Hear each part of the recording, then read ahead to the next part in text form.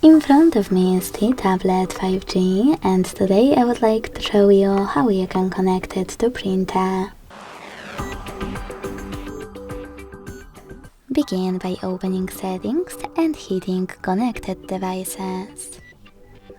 Then choose Connection Preferences. Select Printing and click on the Footprint service or any other service you have. Then make sure that this switcher is on and wait. Your device is looking for a printer, and when it finds one, it will connect to it right away. Thanks so much for watching. If you enjoyed this video, leave a like, comment and subscribe. Bye!